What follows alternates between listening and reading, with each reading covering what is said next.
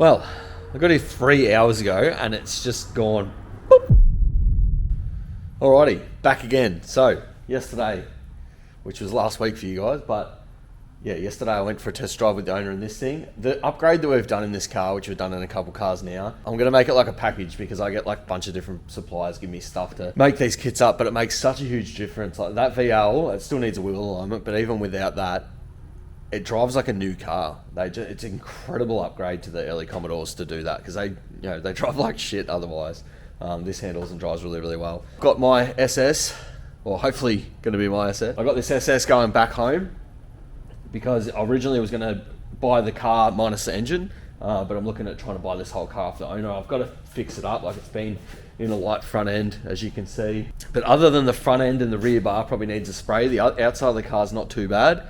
And then the interior needs a full going over, but I figure I'm just going to take this home and store it away, and well, that'll be a future project. It looks like I'm going to be staying in the shed next door. I had a good chat with my mate yesterday, and that I'm in there with, and the trap is I can't lease that shed out to anyone that wants to run a workshop, or there's going to be people coming and going. Maybe there's boys that are going to be there on the weekends drinking piss and all that sort of stuff. I can't have that in there. It doesn't look good for my business. So it's got to be people that just want pure storage, and that's the only way it's going to work. So at the moment, I'll just stay in there with my buddy, and then if I find any of my other mates want a long-term storage, I might look into that. But at the moment, I think the cost outweighs it cost me thousands of dollars to have it, but at the same time, it's going to completely impact my YouTube channel if I have people coming and going out of this driveway every day, because it makes it so much harder to film because I've had it before. Stage 1's been done on this VL. Like I said, we took it for a test drive and the owner's really happy, but stage 2's now is going to be going through engineering and actually getting that thing on the road. And then we've got this Marloo that I'm bagging. I probably won't get back onto this today. If not, it'll be still in this episode, but another day. And then I've got that Ram next door that we started doing the lift kit on the other day, but unfortunately it hangs out of the shed, so I couldn't leave it on the hoist when I found out it had the wrong parts. So I'm thinking I'm going to just toughen up and do the front struts on the ground in there. That way, if I pull it apart and we can't say the front struts are wrong, because that's what I'm worried about, seeing as they've mucked up the rear shocks. What if I pull the fronts apart and for some reason there's something little about it that's different, looks the same, but if there's something about it that's different, then I've got that dead Ram. So I was like, I'd rather just leave that next door. I thought I'll just pull it apart on the ground. It shouldn't be too bad. And and then I can take the struts across to Bowen Tire and Auto and put them together on their big beauty strut tool, and then bring them back and then put that back together. So that's probably going to be my day as far as today goes, because I've got a bunch of other stuff I've got to do, including moving some cars and stuff. So not really sure how much content I'll get today, but it's going to be a jam-packed episode. There's so many cars that are going to be in this episode anyway. But yeah, so I'm just tidying up some stuff in the office this morning, and then I'm going to jump next door, which I'll bring the camera in there and just get a few shots of me pulling the front struts out of that Ram. Pretty jammed in there. I probably should have put the Ram the other way around so that I could work on it. But the problem is then I guess I would have been jammed against the door, and it's windy as day today. So probably not in the worst position, just because the caravan's in there as well. It's a little bit jammed up. But anyway, let's get into it.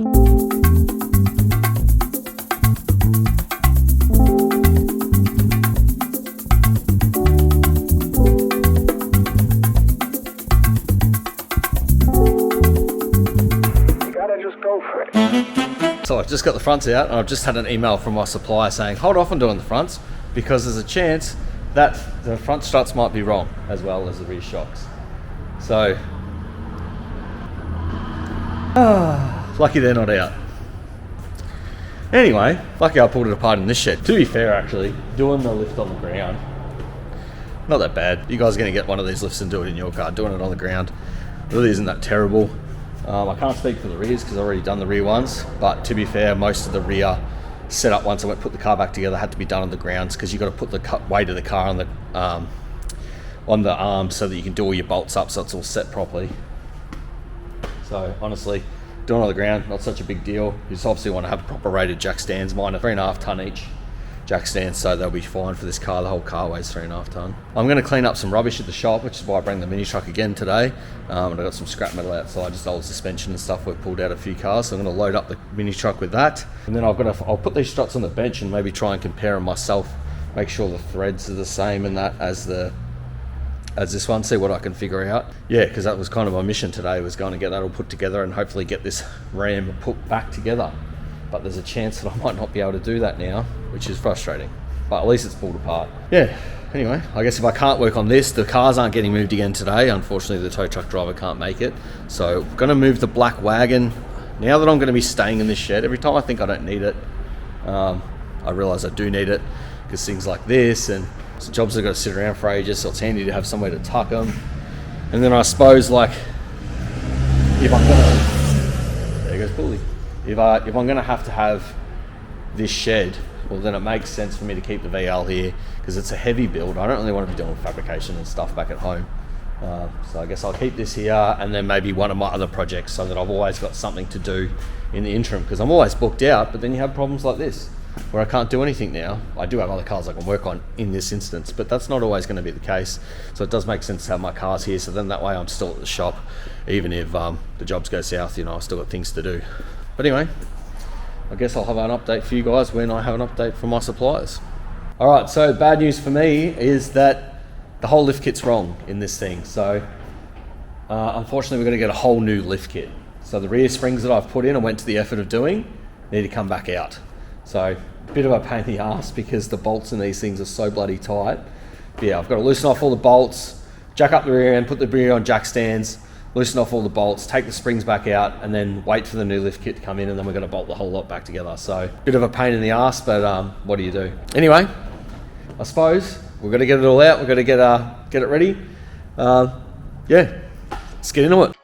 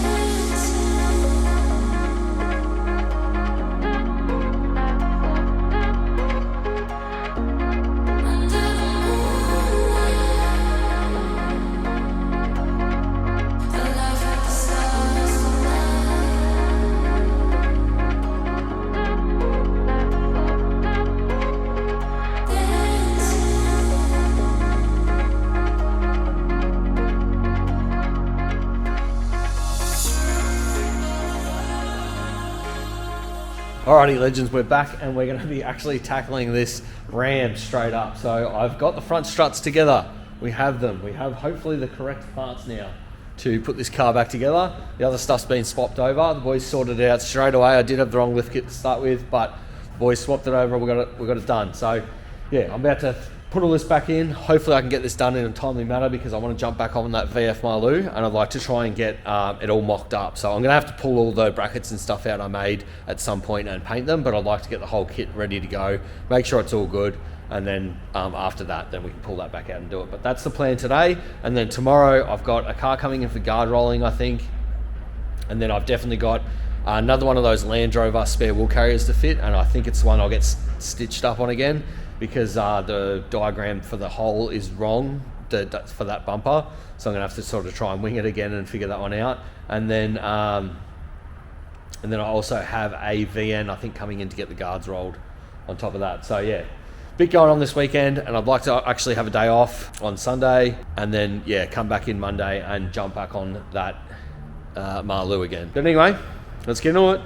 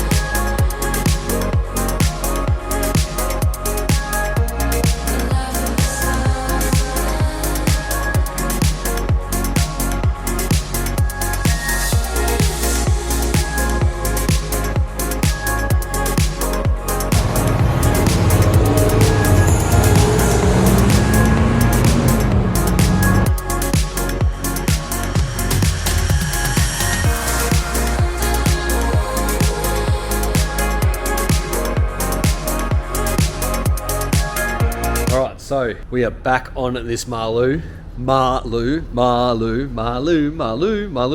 however anyone wants me to say it. But anyway, yeah, let's get on it.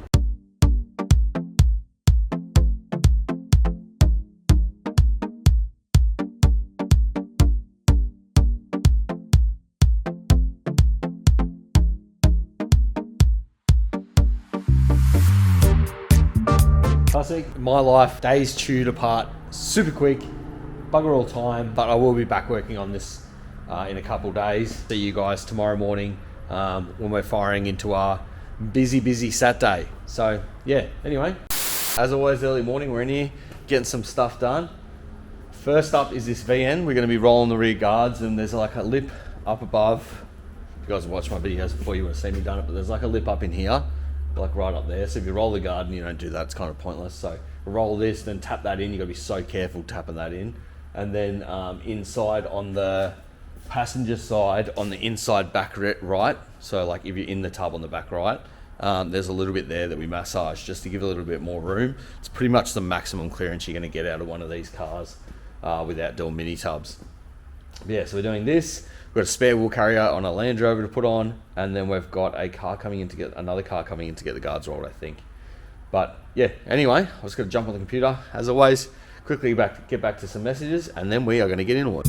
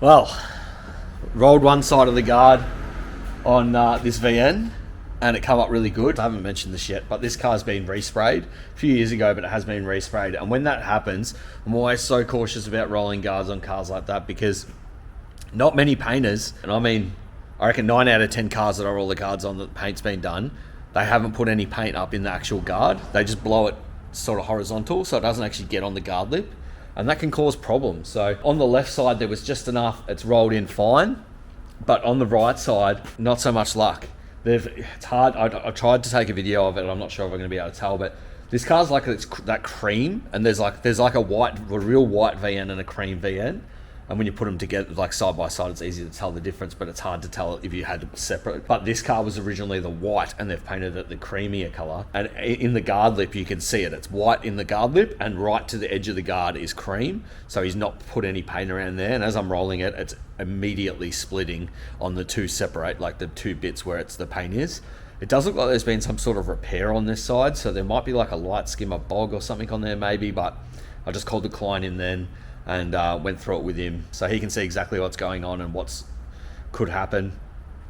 I said to him, if it split a few mil lower, which is where it does usually happen, you can just Raptor-line it or paint it or whatever and you'll never notice it. But when you've got it on where it's split on here, it's split on the face of the guard, just a few mil higher makes such a difference. It's a bit of a pain, but yeah, he's given me the go ahead, just keep going, and just gonna have to see what happens. Hopefully it doesn't get much worse. Because if it doesn't get much worse than it is now, you can just get some touch-up paint and a pen and rub it into the crack and then wipe it off. and you won't really notice it, but if it gets worse, it's not going to be great. But anyway, back into it.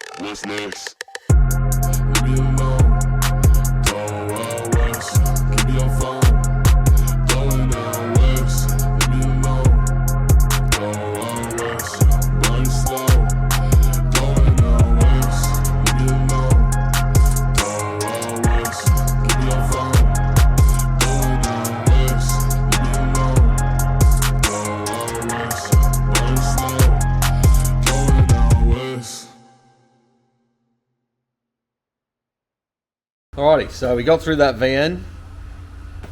Yeah, as you know, that went as good as it could have. When there's a skimmer bog, we ended up working out with the customer when he was picking up the car, and you could see into the crack enough to see that there was a skimmer bog on the quarter panel. So, as I say, bogged on flex. But after that, I did a VE. That was super straightforward. That was nice. Everything went well. And now we're jumping into a discovery that we're putting a Rijidij spare wheel carrier on. So yeah, I've done quite a few of these now, and even though this is not really something I do, I don't mind fitting accessories, but very picky about the sort of things that I do outside of suspension and wheel clearance. Happy to do these because these are a good bit of gear, And yeah, I've done a few of them now. The only stitch up is these ones.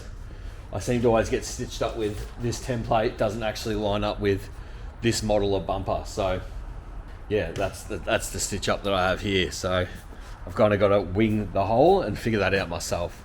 But anyway, let's get into it.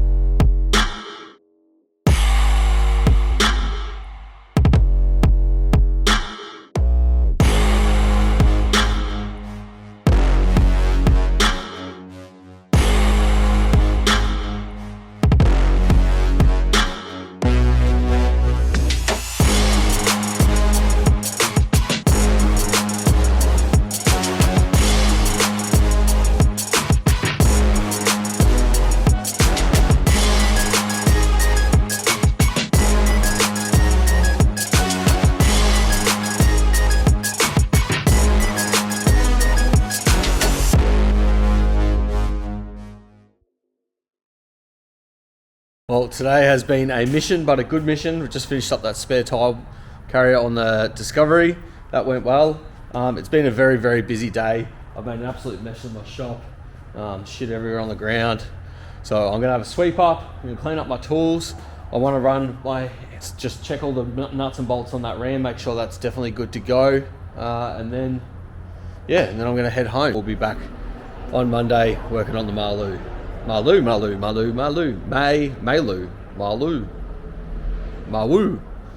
anyway, I'll see you guys when I see you. Well, I got here 3 hours ago and it's just gone, boop. That time disappeared. What happened? Not really too sure. Customers, messages, phone calls, time just disappears. It's not of, anyway. So I've just had my weekly delivery of bits and pieces, just to top things back up, screws and whatever else is in here. So I'm going to sort through that, put that away. I might film a little bit of that. But then after that, we're going to be jumping back onto this Malu and keep going with the wiring and mocking up the airbag kit, because I've got to get it to the point that I know everything's definitely cool, and then we'll pull those brackets back out and paint them. So hopefully we can get to that stage today, but yeah, I'm just going to keep going with the wiring, and then next week we'll put them all back in and finish the kit up. So yeah, like I said, keep the car mobile until you're ready to do the last bit. The worst thing you can do is pull all the struts out of the car, and then the car can't move anywhere, and then you find out that something's missing or you got to do something or whatever. So anyway, I like sorting stuff away, so let's get stuck into that.